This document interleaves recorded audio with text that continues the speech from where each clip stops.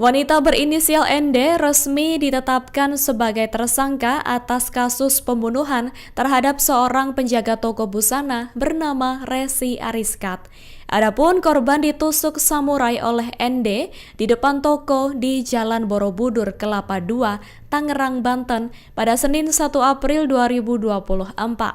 Kapolsek Kelapa II, Kompol Stanley Soselisa, pada Selasa 2 April 2024 menyebut penetapan ND sebagai tersangka dilakukan usai terbukti menusuk korban menggunakan samurai.